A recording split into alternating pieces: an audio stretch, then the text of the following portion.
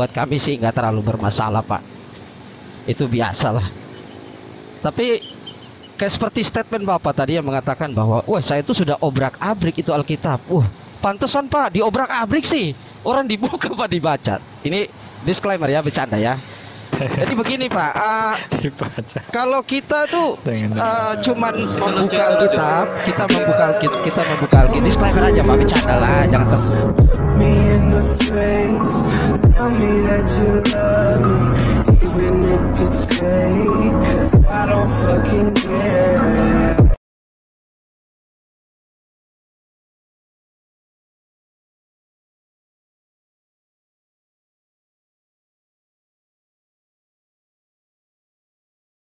buat kami sih nggak terlalu bermasalah Pak. Itu biasa lah. Tapi kayak seperti statement Bapak tadi yang mengatakan bahwa, wah saya itu sudah obrak-abrik itu Alkitab. Pantesan Pak diobrak-abrik sih. Orang dibuka Pak dibaca. Ini disclaimer ya, bercanda ya.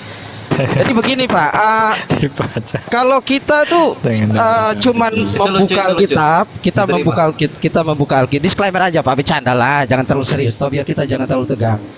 Jadi kalau kita cuma membaca atau membuka Alkitab itu hanya untuk mencari-cari kesalahan, ya sampai kapanpun nggak ketemu. Tapi saya hargai itu. Bagaimanapun juga itu sudah bagian dari usaha. Sebenarnya kan banyak juga ayat-ayat yang menyatakan bahwa Yesus itu Allah itu sendiri, waktu dia Tuhan. Tapi tidak perlu kita bahas untuk sekarang. Nah, garis besarnya begini Pak. Kalau memang Yesus itu hanya dibatasi hanya karena dia seorang nabi, menurut saya itu terlalu primitif, karena terlalu begitu banyak data di dalam Alkitab itu yang menyatakan bahwa alasan Yesus dibunuh itu ya karena dia mengaku dia itu anak Allah atau dia itu Allah itu sendiri. Dalam perspektif orang Yahudi, anak Allah itu sama seperti Allah itu sendiri. Kalau cuma bilang anak Allah, ya banyak juga yang disebut anak-anak Allah di dalam Alkitab. Tapi kenapa orang sampai mau bunuh dia? Gitu. Tuh orang Yahudi kan mau bunuh tuh waktu pas dia bilang, aku sudah ada sebelum Abraham ada. Kalau hanya ngomong begitu kan, ya buat kita di sini itu cuman bercandaan atau mungkin ya sekedar yang penting omong enak lah begitu. Tapi orang Yahudi, khususnya pemuka-pemuka agama itu menanggapi serius. Karena itu buat mereka itu pernyataan yang sangat berarti. Sehingga mereka sampai mau lempar dia dengan batu. Nah, itu pertama. Kedua, kalau tadi Pak bilang presiden dengan kepala desa, ya kita hargai aja Pak, itu biasalah gitu. Tetapi ya seperti yang saya bilang bahwa kenapa Paulus itu sampai menekankan bahwa sia-sialah kita begitu kalau sampai Yesus itu tidak bangkit. Itu seperti yang saya sudah jelaskan bahwa euforia selama 3 tahun itu Yesus itu selalu berulang-ulang kali mengatakan bahwa saya ini menggenapi loh apa yang dikatakan para nabi-nabi kalian gitu. Dan itu dibenarkan ketika waktu itu para pemuka-pemuka agama Yahudi itu menanyakan ke dia begini, tanda apakah yang harus kami buat kami gitu supaya kami percaya memang betul-betul kaulah gitu yang juru selamat itu yang dijanjikan itu.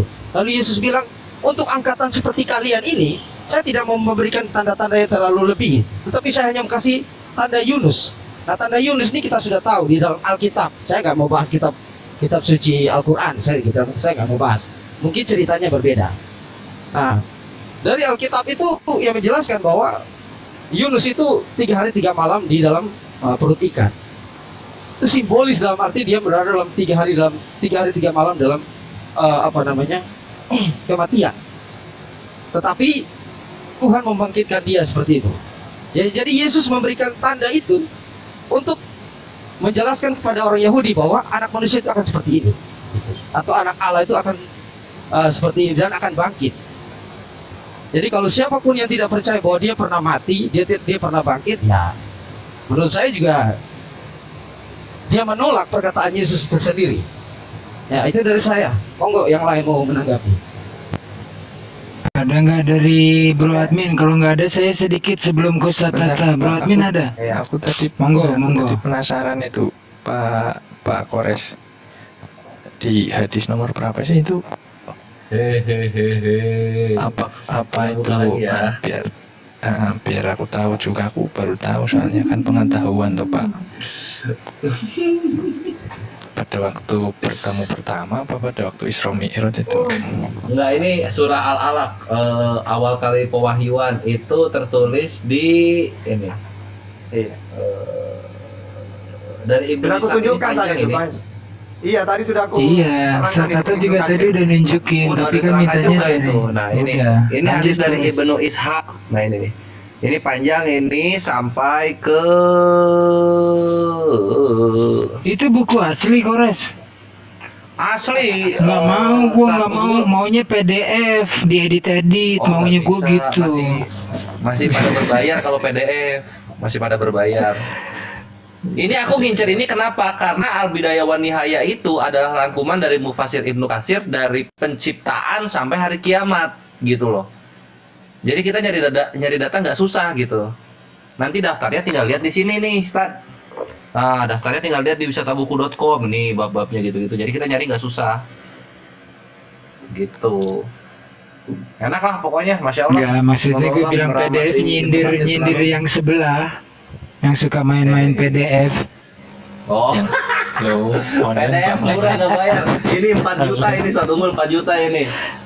Pak, Masya kalau Allah, kayak- Pak, ini, Pak, kalau ada yang murah, dari kenapa harus sebelum bayar, sampai Pak? jangan macam-macam ya. Kores tuh kalau udah main data lihat nih. Kawan-kawanku yang kekristenan. Biblos edisi TB2 versi mimbar yang gue beli nih. Tuh. Mantap, gue belinya yang dijepit di ketek, kecil banget bacanya susah. Wah, aku kayak mimbar ini posisinya nih. Jadi aku ke gereja ini udah keren banget ini. 500-an yang itu mahal. Nah, oke, saya bantah dulu satu-satu ya. Sip, sip. Oke, jadi gini.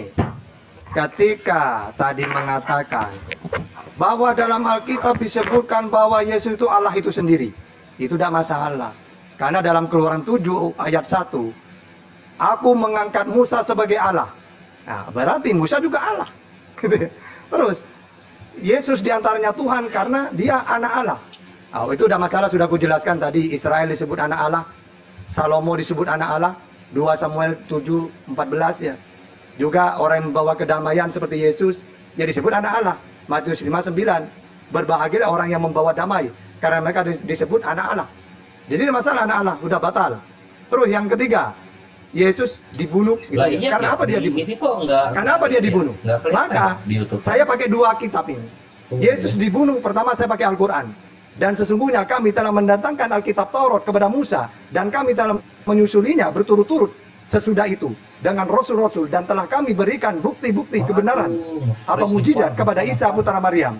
Dan kami memperkuatnya dengan Ruhul Kudus. Apakah setiap datang kepadamu seorang Rasul membawa sesuatu pelajaran yang tidak sesuai dengan keinginanmu, lalu kamu menyombongkan diri, maka beberapa orang di antara mereka kamu dustakan, dan beberapa orang nabi di antaranya kamu bunuh. Di Al-Baqarah 87. Berarti apa alasannya Yesus itu mau dibunuh? Dalam Al-Quran, karena ditolak oleh umatnya sebagai nabi dan utusan. Begitu juga di dalam Bible. Coba baca Yohanes 8:37. Ini sama dengan Al-Baqarah barusan. Kalian ingin membunuhku karena kalian tidak mau mengikuti ajaranku. Dari mana ajaran Yesus? Baca ayat yang lain. Ajaranku bukan dari diriku sendiri, tapi dari Allah yang mengutus aku. Berarti antara Iya, Al-Quran sengaja dan aku Bible pencet sama. supaya Yang terakhir, aku ya. ada sebelum Abraham ada. Tidak masalah. Yesus ada sebelum dunia ada pun tidak masalah. Karena apa? Karena Salomo juga ada sebelum dunia ada. Makanya baca Amsal 8:22. Jadi Salomo itu langit dan bumi ada. Yang terakhir, udah ya. Jadi sudah aku katakan, orang Kristen mentuhankan Yesus pakai Bible yang manapun gak ada artinya. Akan dibantah oleh Bible itu sendiri. Gitu. Lanjut. Tambah sedikit ada yang terlewat. Ya, silakan Pak Mengenai admin mau menanggapi atau saya mau sedikit menanggapi bro, nih. Bro Jubir sedikit ada yang terlewat ya. Sign Pak admin of atau saya, Jonah. Halo, tes. Ntar gue dulu sedikit. Nambahin ya. Sign of Jonah. Silakan, Tanda, Ugo, sudah. tanda Yunus ya. Tanda Yunus. Baik Al-Quran ataupun Bible, ketika Yunus di atas perahu dilemparkan ke laut, masih hidup. Ketika ditelan oleh ikan yang besar di dalam perutnya selama 3 hari 3 malam, masih hidup. lalu ketika dikeluarkan masih hidup pada hari yang ketiga. Jadi nggak pernah mati. Salah ini kalau mengambil penulis-penulis gospel mengambil contoh Yunus, salah karena nggak pernah mati. Yunus, standby. Oke, Pak Admin atau saya nih yang menanggapi? Ya, sedikit-sedikit Pak. Silakan. Ngomong sedikit nanti jenengan. Silakan. Ya. Ya Pak Unggul, enggak apa-apa. Ya, memang Yesus juga bilang sebenarnya bukan di masalah wafat dan tidaknya sih, pada waktunya sih sebenarnya. 3 hari di dalam perut, 3 hari di dalam perut bumi, kan begitu. Itu sih intinya. Kemudian tadi Pak Tata bilang, kata Yesus, ajaranku tidak berasal dari diriku sendiri. Ya, betul Pak. Tetapi dari Dia yang mengutus aku. Betul-betul. Makanya ketika Yesus berkata misalnya anak manusia harus menanggung banyak penderitaan, anak manusia ini Yesus sendiri, dan ditolak oleh tua-tua, imam-imam, kepala dan ahli Taurat, lalu dibunuh dan dibangkitkan pada hari ketiga. Ini kita percaya Pak, karena memang ya bukan dari Yesus sendiri kan. Kemudian misalnya di ayat lain dikatakan, karena itu pergilah jadikan semua bangsa muridku dan baptislah mereka dalam nama Bapa, Anak dan Roh Kudus. Ya, ini juga kita percaya Pak, karena memang ini perkataan Yesus kan menurut Alkitab. Jadi kalau dikatakan Kristen tidak mengikuti Yesus, ya saya rasa kurang tepat lah. Justru karena kita mengikuti Yesus, kita rela disebut Kristen, yang mungkin pada waktu itu sebagai ejekan, tetapi sekarang sebagai pengakuan iman. Kira-kira gitu Pak. Silakan Pak Jubir. Lanjut dulu saudara, saya lagi terjebak macet. Aku dulu ya sebelum ke Ustadz Hatta. Yang pertama Osiris ya, kemudian Brahma, itu separuh dewa separuh manusia. Kemudian Isna yang turun ke lembah kematian. Pertanyaannya nggak perlu dijawab, nanti kapan-kapan kita diskusi itu. Kebetulan pagan, kok sama persis gitu ya, dewa-dewa Mesir yang ada kaitannya nanti ketika Septuaginta diterjemahkan ke dalam bahasa Yunani. Makanya dalam terminologi Inggris disebutnya Jewish Bible ya. Ini yang akan menghilami nanti para penulis-penulis gospel. Terus kemudian yang kedua, mengenai amanat agung, harus baca nih Mas Agung ya, Mas Bro Admin. Amanat agung itu ayat-ayat tambahan dari Roma, ditambahkan 400 tahun kemudian dari manuskrip tertua. Siapa yang bilang? Paus Benedict ke-16 di dalam bukunya Introduction to Our Christianity, halaman 82 pojok kanan sebelah atas. Karena Paus Benedict ke-16 tahu ini ayat-ayat tambahan dari Roma, beliau mengundurkan diri dari jabatannya sebagai paus. Jadi bukan perkataan Yesus itu, bukan. Lanjut Ustaz Tata, standby. Oke, saya mengenai paus tadi itu, mungkin nanti saudara-saudara saya dari Katolik yang bisa menjelaskan itu, karena saya tidak punya ilmu sampai sana gitu, pengetahuan sejauh itu. Mungkin saudara-saudara saya Katolik akan bisa menjelaskan itu. Baik, saya ingin mengerucut pada statement Pak Tata ya, tadi mengatakan bahwa kalau soal sebutan anak Allah itu bukan cuma Yesus, ada banyak gitu. Bahkan beliau sebutkan one by one. Tadi kan saya sudah dari awal saya bilang sebutan anak Allah itu banyak di Alkitab, tetapi sebutan anak Allah untuk Yesus atau Yesus menyebut diri dia anak Allah itu beda. Makanya dia sampai mau dibunuh. Contoh kayak Salomo disebut anak Allah, apa ada yang mau bunuh dia? Kan enggak gitu, padahal dia cuma manusia biasa. Apa ada yang mau bunuh dia? Kan enggak. Juga begitu juga Israel kan disebut anak Allah, banyak. Cuman kata anak Allah ini sangat berbeda begitu. Karena orang-orang Yahudi, khususnya pemuka-pemuka agama itu mengerti arti anak Allah itu, yang dimaksud itu artinya sang Mesias itu atau Allah itu sendiri yang akan datang. Jadi ketika mereka melihat Yesus datang dalam rupa seperti itu, atau Allah itu datang rupa seperti itu, mereka tidak percaya. Satu, kenapa mereka tidak percaya? Yang pertama, mereka sudah begitu lama terselami oleh aturan agama hukum Taurat. Jadi sudah menjadi darah daging begitu, menjadi tolak ukur dalam padanan hidup mereka.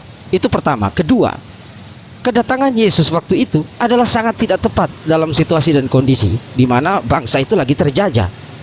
Yang dalam pemikiran orang atau umum pada masa itu, yang mereka butuh itu adalah kemerdekaan, dalam tanda kutip kemerdekaan politikus gitu, politik. Jadi mereka nggak butuh tiba-tiba Yesus ini datang, ketika kamu ditampar pipi kirimu kasih ke pipi kananmu, ya kan itu nggak bisa diterima, wajar, bertolak belakang begitu. Sehingga itulah alasan kenapa dia nggak diterima gitu. Tetapi begitu banyak bukti-bukti bahwa dia menggenapi apa yang sudah nubuatkan oleh para nabi itu. Ya, salah satu contoh statement terakhir dia sebelum dia disalibkan itu ada dia bilang di sama pemuka-pemuka agama Yahudi, saya hanya memberikan kalian itu tanda Yunus dan itu sudah cukup gitu. Nah, tinggal bagaimana kalian itu memahaminya. Nah, itu aja dari saya, Pak. Jadi menurut saya kata anak Allah itu berbeda, perspektifnya untuk Yesus itu sangat-sangat berbeda, sehingga makanya dia tuh mau dibunuh gitu.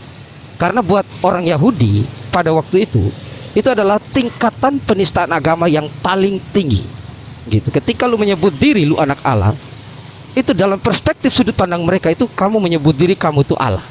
Makanya ketika mereka melihat, oh ini manusia biasa kok sok songong-songong bilang mau anak Allah, oh ini harus disalibkan ini atau dibunuh gitu.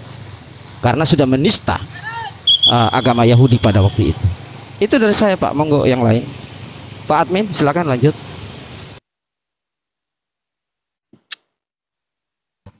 Iya. Udah Ustaz Alif tuh. Assalamualaikum Ustaz Alif. Welcome. Waalaikumsalam warahmatullah. Monggo lanjut aja nyimak aku. Rame sekarang. Lanjut. Sekarang giliran Ustaz Tata, Bro Admin. Masa lu berdua doang? Kapan kita jawabnya? Ustaz Tata dulu baru Bro Admin. Assalamualaikum Ustaz Alif. Kemana aja 3 tahun nggak ketemu? Waalaikumsalam warahmatullah. Biasa melipir dulu. Nggak nongol Pak Alif. Menepi dan menyepi dulu sementara. Bertahanus. Ya. Itu saya sedikit ya, karena saya barusan dengar terakhir doang, karena dari kamar mandi barusan. Jadi gini, anak Allah itu udah masalah ya, karena Yesus memenuhi syarat. Tapi ingat ya, kalau saya baca sejarahnya, Yesus itu dari umur 30 ngaku dia nabi, ditolak mau dibunuh, tapi gagal melulu. Jadi ketika akhir-akhirnya, ketika umur 33, lalu mereka punya alasan. Sebenarnya bukan karena dia mengaku menyamakan dirinya dengan Allah, bukan itu. Dari awal sudah mau dibunuh dia karena ditolak. Sebagaimana dalam di dalam Yohanes 8:37, mereka ini memang pembunuh para nabi kalau mereka menolak, gitu loh. Ya makanya kata Yesus itu, beginilah seorang nabi diterima di mana-mana kecuali tempat tinggalnya. Itu resiko. Nabi Muhammad sendiri berapa kali mau dibunuh itu? Ya, sehingga tidak ada hubungannya. Terus kalau dia ibaratkan dalam Islam itu, kalau dalam Jawa itu Syekh Siti Jenar, kenapa dibunuh? Karena dianggap menyamakan diri dengan Tuhan. Tidak masalah. Bukan berarti Syekh Siti Jenar Tuhan, bukan. Ya. Jadi mereka itu punya alasan. Nah, ini alasan yang tepat untuk membunuhnya. Bukan karena dia mengaku Tuhan. Dari dulu 3 tahun yang lalu ngaku nabi, utusan, penyampai firman, ditolak mau dibunuh itu. Ya, jadi kalau kita baca sejarahnya seperti itu, tapi diklaim oleh orang Kristen, buktinya Yesus itu menyamakan dirinya dengan Tuhan, ditolak, akhirnya dibunuh. Tidak. 3 tahun yang lalu mulai pertama kali dia diangkat menjadi nabi dan utusan, ditolak mau dibunuh sudah. Gitu ya. Jadi alasan kurang tepat itu. Silakan lanjut. Ya, jadi ya kita hargai, Pak. Namanya pendapat kan pasti berbeda-beda ya, Pak. Dan mungkin saudara-saudara dari teman-teman saya dari beragama Muslim ini kan banyak yang mungkin tidak mengetahui bahwa ya tujuan Yesus tuh pada dasarnya memang datang untuk mati, Pak. Gitu. Jadi dia memang datang untuk mati. Berkali-kali dia selalu memberikan kode-kode anak manusia itu akan mati gitu. dan bangkit pada hari ketiga dan bla bla bla. Dia selalu memberikan kode itu dengan caranya sendiri. Nah, itu pertama. Kedua, tadi Bapak bilang, iya banyak kesempatan itu Yesus mau dibunuh, tetapi selalu gagal. Betul Pak, setuju sekali. Karena apa? Yesus itu selalu menempatkan posisinya itu setiap pada waktu yang dia sudah atur semua dalam tanda kutip. Misalkan contoh begini, contoh pada waktu pernikahan di Kana. Ibunya bilang begini, Yesus, ini anggur udah habis loh, ini gimana nih? Tunggu, belum saatnya. Dia selalu bilang belum saatnya, berarti dia yang mengatur dong. Dia mengatur momen yang tepat untuk supaya segala sesuatu itu terjadi. Gitu. Jadi setiap proses yang ada selama 3 tahun itu sampai terselenggara, sampai dia meninggal itu atau dia bangkit itu sudah diatur step by step oleh dia sendiri. Begitu. Jadi dia tuh mau dibilang sutradara lah dalam tanda kutip ya Pak. Gitu. Terus apalagi tadi ya, Pak Admin bisa lanjutkan dulu Pak Admin. Ini agak macet nih. Iya Silakan, Pak. Iya Pak Unggul, tadi soal masalah ayat sisipan ya. Saya rasa karena kita sebagai Kristen kita sudah fix dengan Alkitab yang kita anggap sebagai sesuatu yang sah. Jadi tuduhan-tuduhan itu pun ya kita memang tidak terima seandainya pun dituduh sebagai sisipan. Malah kita mengatakan semua Alkitab itu ya sisipan. Bahkan perkataan Yesus yang ditulis itu kan juga tulisan atau pengakuan pengalaman hidup sang penulis sesuai dengan apa yang dia alami, kan begitu. Karena soal keabsahan saya rasa itu sudah bukan ini lagi ya. Keabsahan dari sudut kita sudah absah. Kalau dari sudut pandang orang lain dikatakan tidak absah, mungkin dengan alasan tertentu, ya kita no comment. Tapi dalam hal ini meskipun nanti misalkan disuruh membuktikan segala macam, ya malah kita mengatakan semua catatan yang terus dalam Alkitab itu ya sisipan orang yang menulis, kan begitu. Jadi soal masalah absah dan tidak, sepenuhnya kita mempercayai semua isi dalam Alkitab yang sudah dikanon, disahkan ya absah. Begitu Pak Unggul. Dan tadi soal anak Allah itu memang saya selalu membawa narasi itu karena ya mau nggak mau karena kita menggunakan Alkitab, Allah di dalam Alkitab itu memang diperanakan, kan begitu. Mungkin ada di kitab lain bahwa Allah ini memang dalam kondisi apapun tidak bisa diperanakan, kan begitu. Mengakuinya sebagai Bapa saja kan tidak boleh, karena itu nanti sudah menyalahi firman-Nya. Tapi karena saya berdiri dengan Alkitab mengatakan bahwa Allah ini memang diperanakan. Entah yang bagaimana, yang jelas ada hubungan antara Bapa dan Anak. Kalau Yesus memang disebut sebagai anak tunggal ya. Kalau Yohanes bilang keilahiannya sebagai sang firman. Firman Allah ini disebutkan sebagai salah satu pribadi dari Allah atau salah satu dari keilahian Allah yang menjadi manusia. Kira-kira begitu Pak Tata. Saya mau menjelaskan. Ya, sebentar, Tata. Aku koreksi ya. Yang mengatakan itu sisipan bukan aku, tetapi Paus Benedikt ke-16, dan itu tidak bisa disanggah sehingga karena tahu itu ayat-ayat tambahan dari Roma, beliau mengundurkan diri. Lalu bisa kita lihat buktinya di Alkitab Sabda, itu juga ada ayat ini tidak asli. Jadi bukan saya yang mengatakan itu, nggak berani saya ya. Oke, lanjut Tata, standby. Oke. Jadi kalau saya baca Bible, jadi Yesus itu memang untuk dibunuh atau untuk mati, dia itu di dunia. Itu tidak benar itu. Karena teksnya gini ya, coba baca Yohanes 8:37 itu. Nanti saya jelaskan.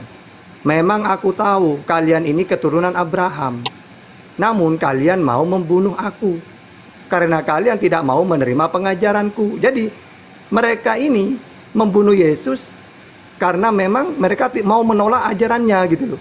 Sebagaimana nabi-nabi yang terdahulu kan menerima ajaran, ditolak gitu. Terus apa yang kulihat pada Bapakku, itulah yang kukatakan. Maksudnya firman yang dia terima dari Tuhannya.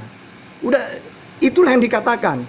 Sedangkan kalian melakukan apa yang diajarkan bapakmu kepadamu. Siapa bapaknya mereka yang ingin membunuh Yesus? Mereka menjawab, bapak kami ialah Abraham. Lalu, sekiranya kalian betul-betul anak Abraham, kata Yesus, pastilah kalian melakukan apa yang dilakukan oleh Abraham. Iblislah yang menjadi bapakmu. Maksudnya apa? Wong namanya nabi kok mau dibunuh? Berarti iblis kalian ini. Ibaratkan gitu. Sehingga andaikan dia benar-benar untuk mati, pasti begini Yesus. Oh iya, kalian ingin membunuhku karena kalian terburu-buru ingin ditebus ya dosanya. Silakan dibunuh sekarang biar ditebus. Gak gitu.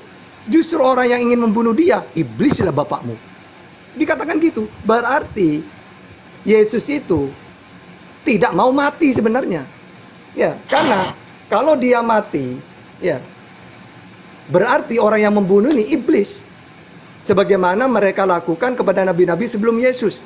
Ya, makanya ini benar pada akhirnya masuk akal apa yang dikatakan Yesus, iblis adalah bapakmu. Ini ada di dalam Yohanes 13:2. Mereka sedang makan bersama dan iblis telah membisikkan rencana dalam hati Yudas Iskariot, anak Simon, untuk mengkhianati dia. Nah, akhirnya iblis itu benar berhasil membunuh Yesus itu menurut versi Kristen. Ya. Tapi tidak, kalau dalam Islam atau di dalam Bible sendiri, Yesus kan berdoa sebelum dia mau disalib itu, minta keselamatan, biarlah cawan ini. Maka dalam Islam doanya Yesus diterima, diselamatkan. Jadi kalau dikatakan Yesus memang turun untuk dibunuh, tidak. Karena kata Yesus, iblislah bapakmu karena kalian ingin membunuhku. Berarti ya tebus saja ke iblis. Ya, karena kalau yang namanya Tuhan tidak akan, ya, pasti dosa besar membunuh para nabi itu. Kecuali iblis yang menginginkan dia mati. Sehingga kalau saya kesimpulkan, Islam memuliakan Yesus. Sedangkan Kristen karena percaya Yesus mati di salib, maka Kristen, Yahudi yang menolak Yesus, dan iblis bersekongkol tentang niat ini. Kalau Islam menyelamatkan, memuliakan. Itu intinya itu ya. Lanjut. Iya, Pak Tata ceritanya kurang lengkap itu, Pak. Dilengkapkan. Itu kan keturunan Abraham yang tidak dari Allah.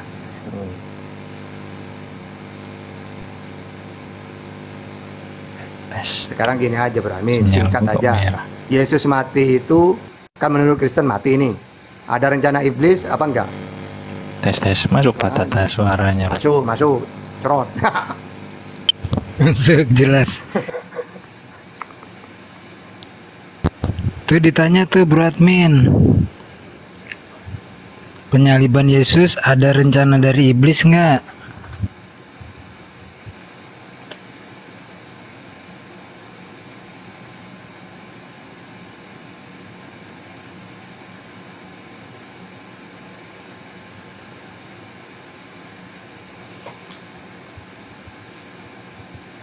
Sambil nunggu Bro Admin, sinyalnya putus dia.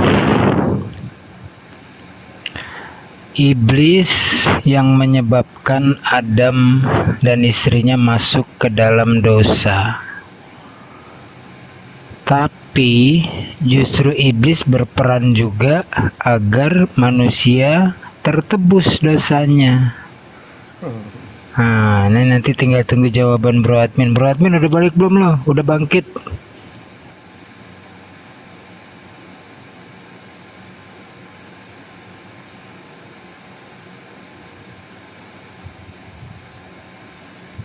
Belum keluar Bro Admin suaranya.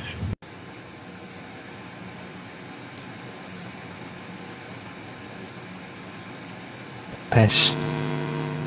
Wah, sinyal merah, Pak. Sinyal iya. Merah. Lanjut dulu silakan. Masih merah-merah, bener.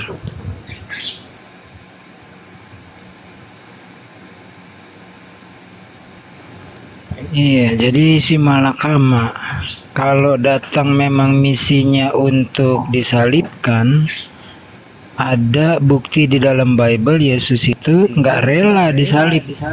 Halo. Yuk, lanjut. Oke. Pak Admin. Lanjut Jubir. Bro Admin. Mendengar saya? Pak Unggul Saudara boleh minta tolong nggak? ambilkan uang di ATM itu. Boleh kalau mau titip transferan ke aku aja, jangan ke Kores, jangan ke Ustadz Alif, jangan ke Ustadz Tahta. Matius 17 ayat 9 Pak. Silakan. Aku cuma satu ini HP-nya nih, mungkin Sama Penatua saudaraku, Kores, saya lagi di Penatua jalan ya. nih, jadi Sebentar, Penatua Kores mungkin bisa. boleh minta tolong Kores. yang lain Pak. Ya. Matius Apa nih yang mau dibawain? Matius 17 ayat 9 Pak. Matius 17:9. Ayat 9. Matius, bahasannya lagi bahas apa ya? Ini sama Pak, nanti korelasinya sama ke situ juga. Kan pembuktian Apa bahwa tuh yang Yesus ke situ? tuh pembuktian bahwa Yesus tuh datang untuk mati Pak. Oh, pembuktian bahwa Yesus itu datang untuk mati. Iya betul Pak. Untuk datang Matius 17:9 ya? Ini. Matius 17 ayat 9 Pak. Ini. Pada waktu mereka ini dibacain ya atau gimana? Boleh sudah. Ini gue ngomong sama siapa sih? Sama ini Jubir. Oh, Jubir, oke. Pada waktu mereka turun dari gunung itu, Yesus berpesan kepada mereka, jangan kamu Siapa? Tar dulu Pak. Siapa tadi? Ya. Yesus ya? Yesus. Oke, Yesus yang berpesan ya kepada Pak ya? mereka. Oke. Lanjut. Yesus berpesan kepada mereka, jangan kamu ceritakan penglihatan itu kepada seorang pun sebelum Anak Manusia dibangkitkan dari antara orang mati. Dan Anak manusia itu siapa Pak?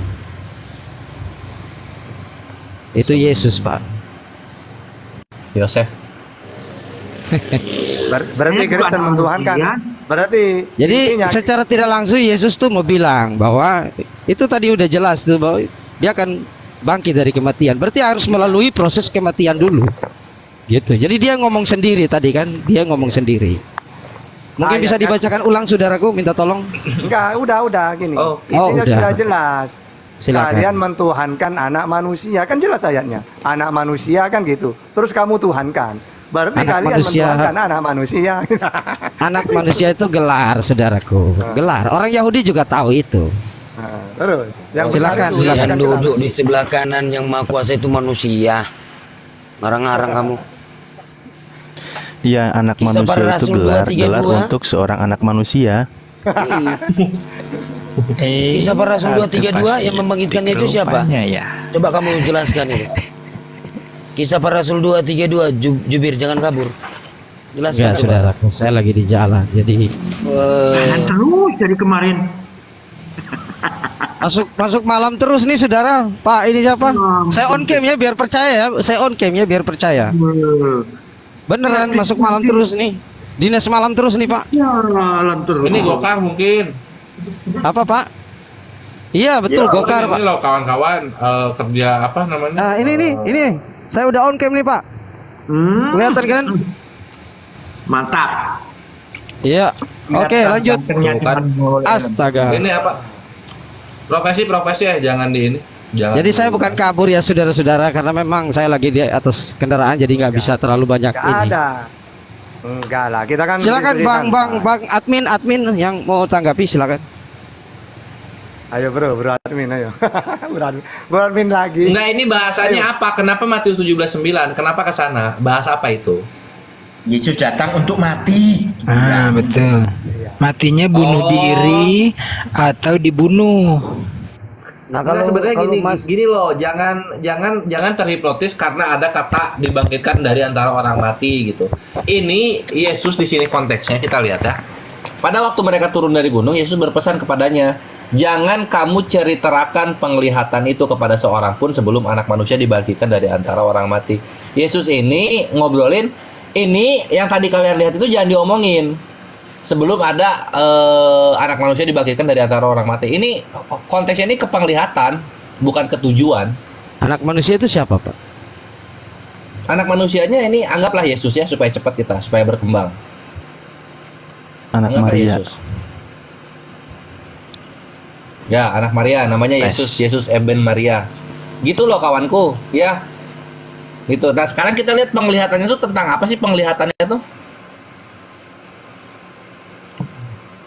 Nah, penglihatannya itu tentang ini nih. Matius 17:2, Yesus berubah rupa. Ini kemampuan Yesus berubah rupa. Gitu. Benernya deket-deket ya, ketika disalibkan berubah rupa juga nggak ada. Pak Admin, Pak Admin kemana nih? Jaringannya putus apa gimana Pak? Iya, sinyalnya lemah. Oh, udah bagus, bagus Bro Admin. Sekarang udah bagus. Silakan menanggapi saudaraku. Saya mau memaparkan buktinya tuh di Matius 17 ayat 9. Ada sanggahan dari saudara-saudara kita itu, mohon ditanggapi dulu sementara. Oh, soal Yesus wafat. Ya sudah banyak sih. Lukas misalnya juga ada, anak manusia harus menanggung banyak penderitaan, ditolak imam-imam, lalu dibunuh, dibangkitkan pada hari ketiga. Lukas berapa tuh? Lukas berapa? Hati-hati lu, hati-hati gue tembak lu. Lukas berapa sebut? Lukas pasal 9 ayat 22. Oh, ya udah aman. Tadinya gue pikir lu nyebut Lukas 24, 44 sampai 46. Lanjut.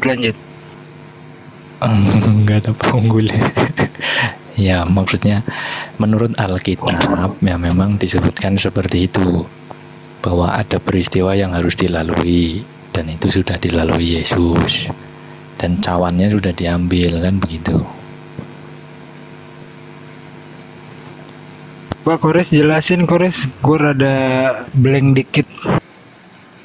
Gini, kita tuh sebagai orang orang yang ngerti agama tuh pasti sangat mengerti apa yang dipesankan oleh tokoh-tokoh yang kita imani. Lu yang masih ngunyah nih, enak banget. Bagi-bagi dong Pak, saya belum makan nih Pak. Gimana ya, belum bisa ini sih makan bareng digital. Oke, lanjut. Oke, lanjut ya. Kita sebagai orang yang beragama tentunya harus mengerti setiap perkataan dari tokoh-tokoh yang kita imani gitu, terutama Tuhan yang Maha Pencipta. Nah, kalau misalnya kita bahas tujuan, maka apa sih kata konjugasi ketika ngebahas tujuan itu apa? Kata konjugasinya.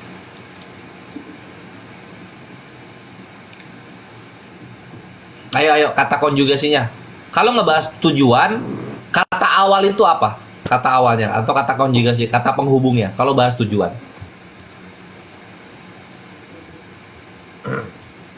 Sebenarnya kalau pembunuhan Yesus itu tidak masalah. Karena kalau kita baca Matius 23, 29, memang para nabi yang ditolak itu dibunuh.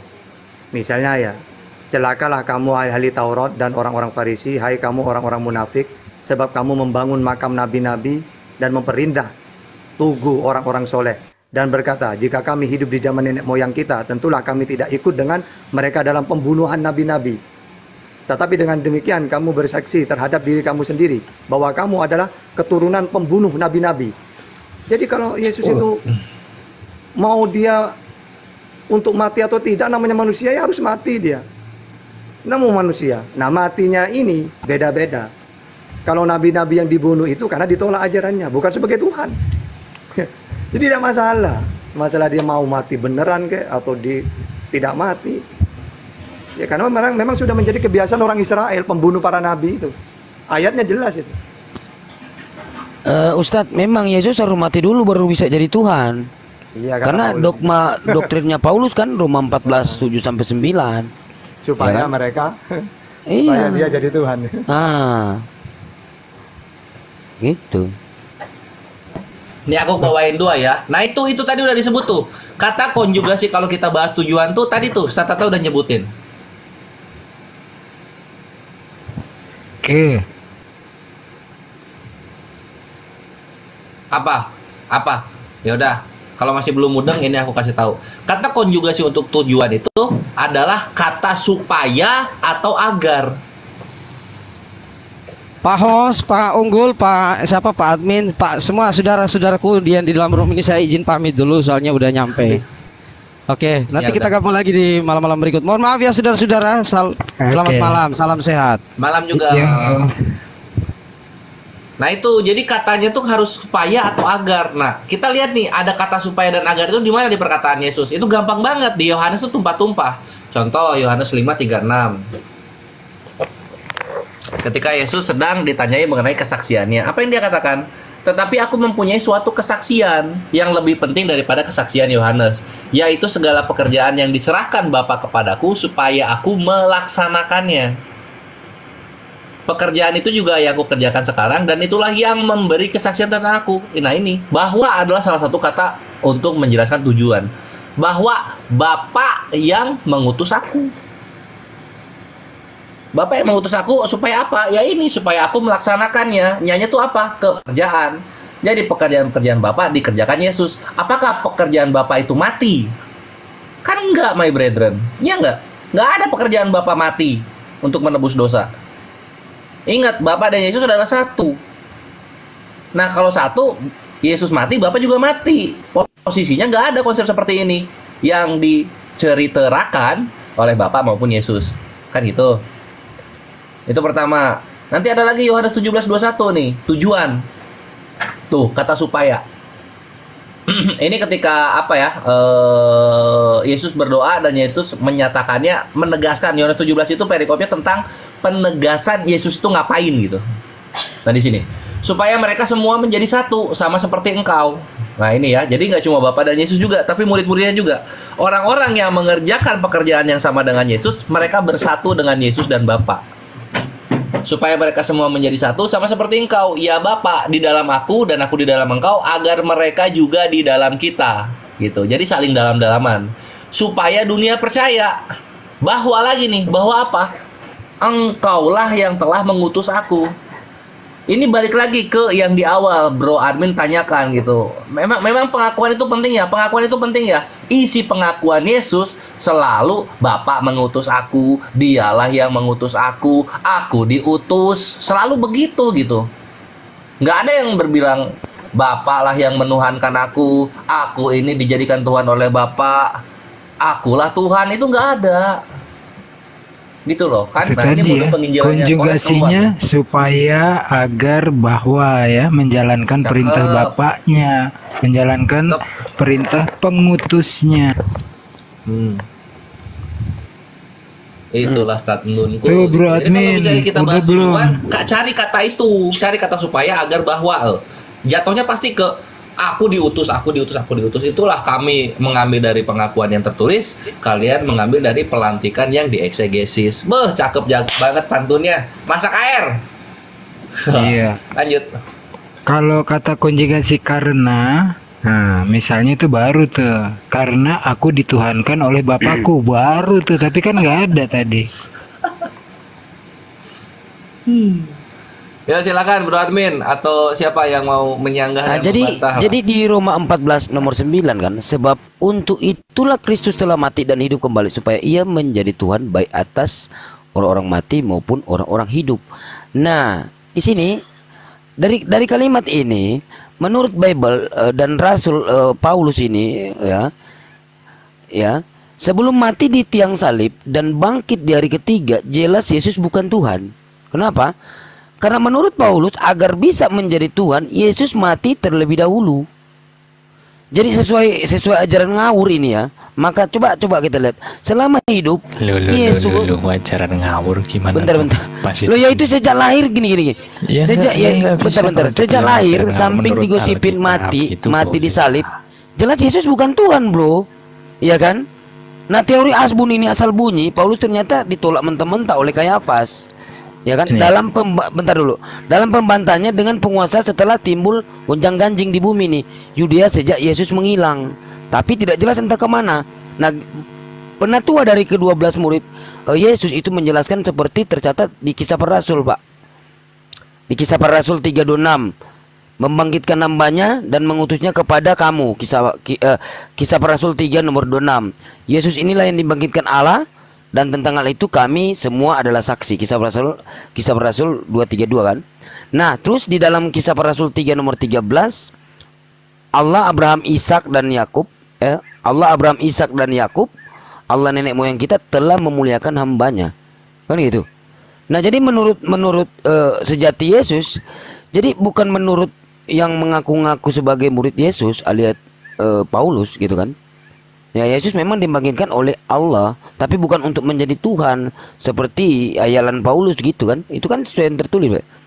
melainkan sebagai hamba yang dimuliakan, kan gitu. Nah itu tertulis Pak. Iya pasti Pak Bro. Itu kan hamba kan, itu hambanya kan, memuliakan hambanya. Oke gini loh. Ya kan? Saya sepakat misalkan apa yang tertulis. Cuman kadang nggak sepakat kalau dibilang ajaran ngawur gitu loh. Ya. Nggak makanya mau lewat tadi, cuman udah kebunyi gitu. Nggak mau tengah lagi baca gitu. Nggak sebagian lewat gitu. Iya. Sorry kelewat gitu. Iya. Tapi gini loh, gini. Jadi sebenarnya ketika misalkan yang disangka adalah kata Tuhan, ya berarti sedang mempermasalahkan terjemahan, kan begitu. Memang kalau terjemahan menggunakan kata Tuhan, tetapi ada juga terjemahan lain memakai kata junjungan, ada juga memakai kata penguasa. Ya kan, artinya di sini yang sedang didebatkan terjemahan misalnya dari LAI yang mengatakan atau menggunakan kata Tuhan. Kalau dalam bahasa Inggris ya Lord, kan begitu. Yang jadi Pak perlu sedikit 3 detik ya. Maksudnya bukan menganggur gimana, maksudnya kok Tuhan nanti sebab itulah Yesus telah mati dan hidup supaya, ya kan. Nah ini jadi supaya ia menjadi Tuhan gitu loh. Jadi mati dulu baru bisa jadi Tuhan. Kalau nggak mati ya nggak Tuhan, kan gitu. Itu KPR kan gitu, ya, analoginya kan begitu ya. Ya, kalau versi Leber jadi itu di mana sih? junjungan. Di KPR bukan 1126. Iya di KPR tadi, ya di KPR KPR 326, terus KPR 232, terus KPR 313 gitu. Membangkitkan hambanya kan. Iya Pak Sidik.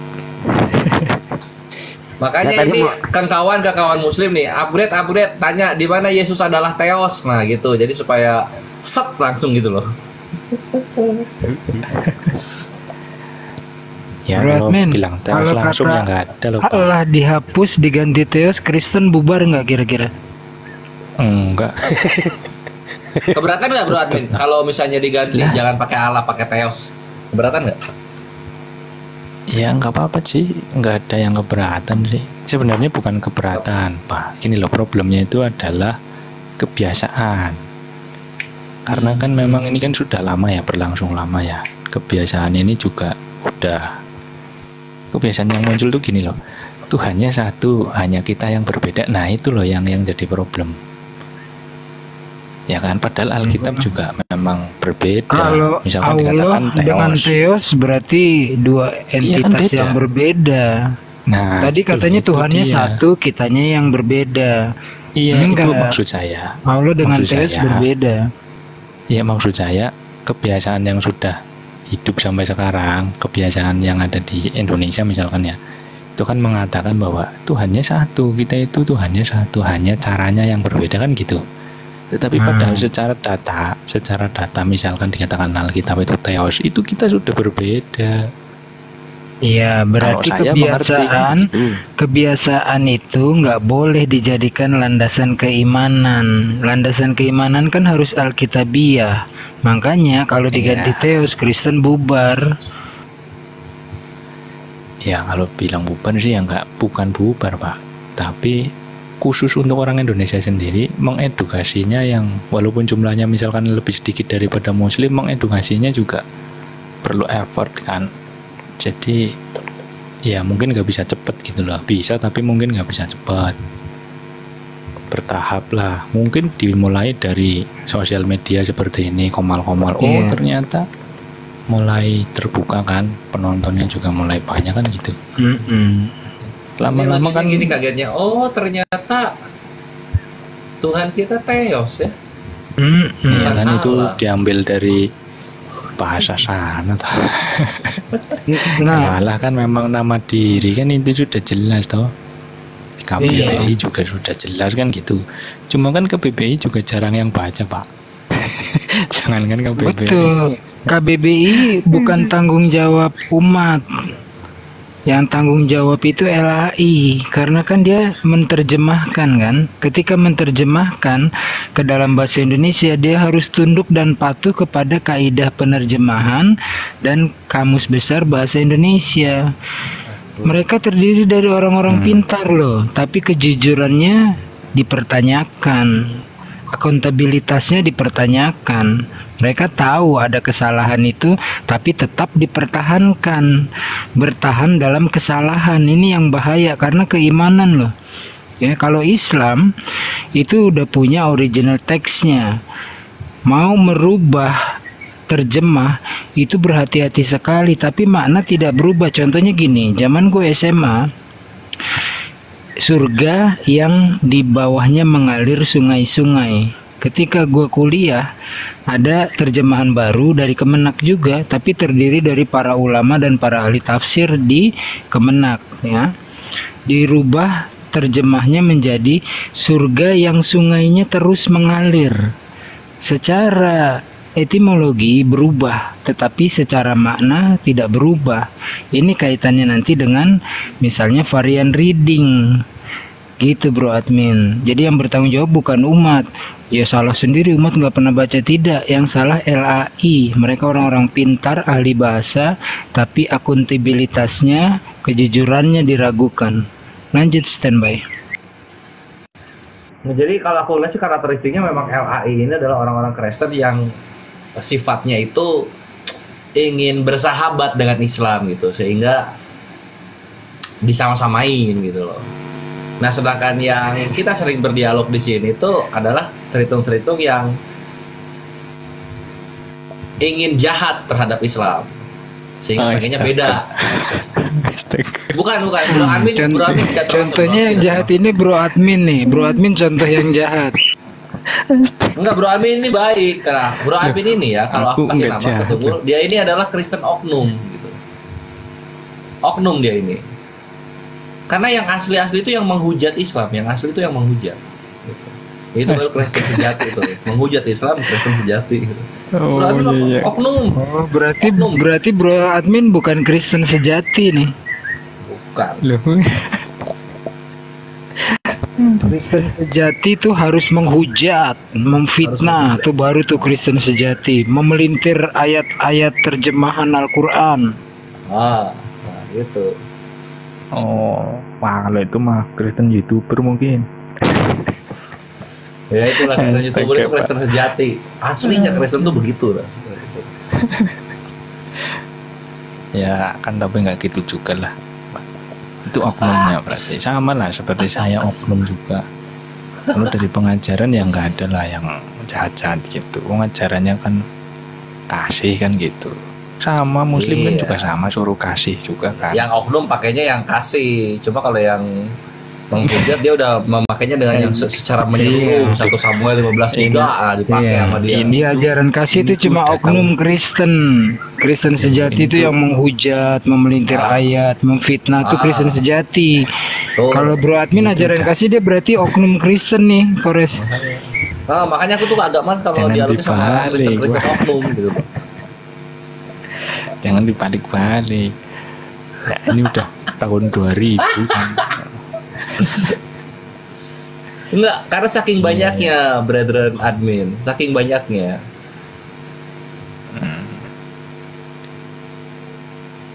Iya, kayak seger-seger gitulah ya misalnya. Seger-seger. Nah, itu Kristen asli tuh. Asli itu. Billy, asli itu baru. Oh, ini Oh iya. Kalau Pak Hendra ini yang baru masuk gimana? Hendra nggak tahu Muslim atau Kristen. Itu gambarnya Pak Hendra, buka mic Pak Hendra. Bang Hendra. Oh, baju.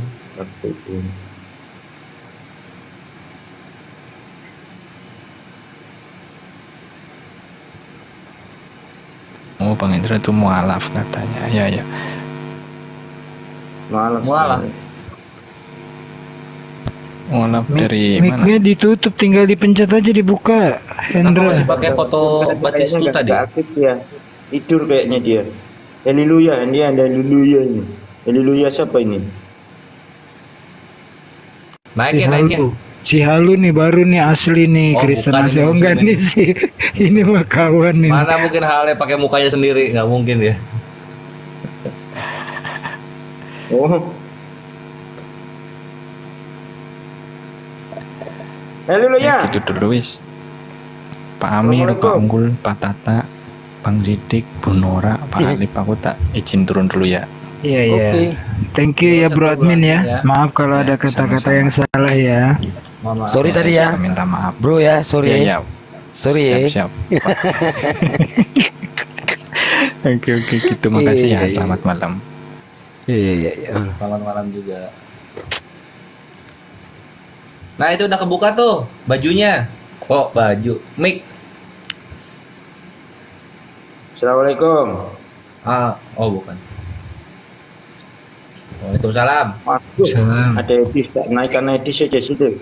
Oh, Wah. bisnisnya gitu. Edis, Hmm. Edis, apa kabar Edis?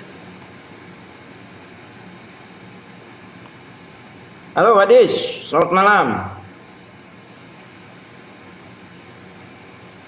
Suaramu Mute-nya, mana? mute-nya ditelan dulu.